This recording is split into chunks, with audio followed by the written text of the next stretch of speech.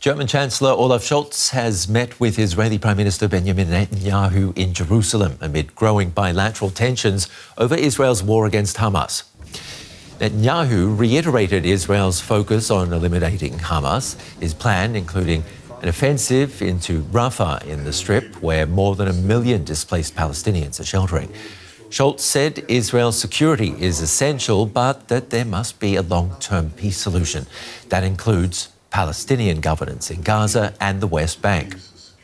Scholz also called for more aid to reach Palestinian civilians, voicing concern for the humanitarian situation in the Gaza Strip. Both leaders gave statements after their meeting. We cannot stand by and watch Palestinians risk starvation. That's not us. That is not what we stand for together. Much more humanitarian aid is needed continuously, reliably.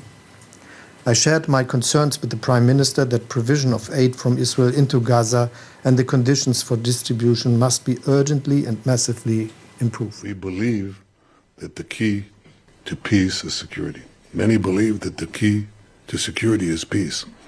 But peace is unsustainable without a strong Israel. And if we are offered a peace agreement or a path to peace that makes Israel so weak and unable to defend itself, and our neighbors still adhering to the goal of destroying the Jewish state, then obviously we will set peace backward and not forward. We want to move peace forward, and for that Israel has to have the necessary security responsibility in this tiny area. Otherwise, the radicals take over. So as you heard there, Germany pushing for the protection of Palestinians, the German leader's narrative shifting from Israel's right to defend itself. DW Shani Rozanes was following the press conference.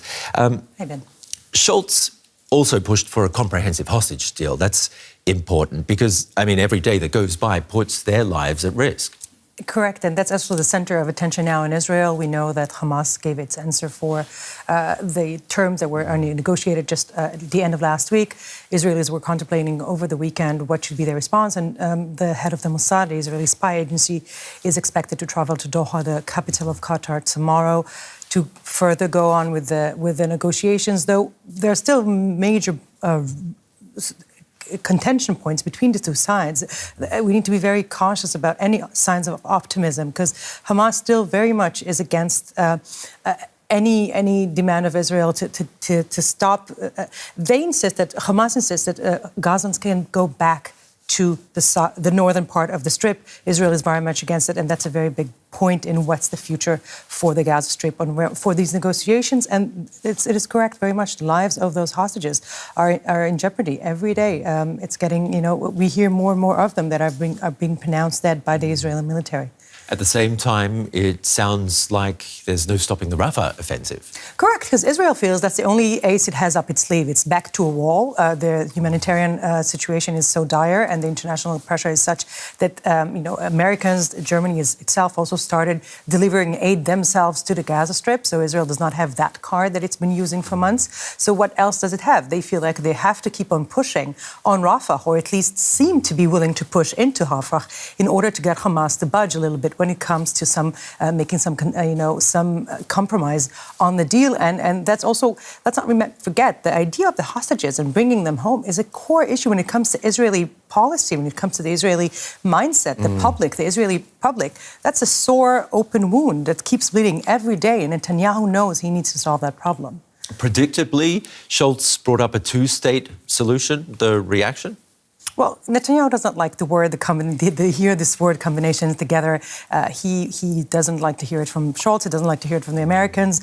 And this is partially part of the criticism that he's getting from the international community, but also slowly growing criticism from within. And what is the plan? What is the political long-term plan? What's the strategic goal for the end of what we're seeing? Because we're approaching over almost, 5.5 months almost in this terrible war. And doesn't seem to be any end in sight. The goal of elimination of Hamas is also far from being reached. So if you don't want to bring in the Palestinian Authority, which is also something that Scholz clearly said, the need for a reformed Palestinian Authority that will have Gaza and the West Bank is the only way out. And Netanyahu is not willing to even discuss that. And this is exactly what we're seeing now, the growing tension between Netanyahu and the rest of the world on the plan for the day after and who's taking over. The chaos that we're seeing in the Gaza Strip is something that it's very clear is not sustainable. Shani Rozanes, our Middle East analyst, thank you very much for coming in. You're welcome, Ben.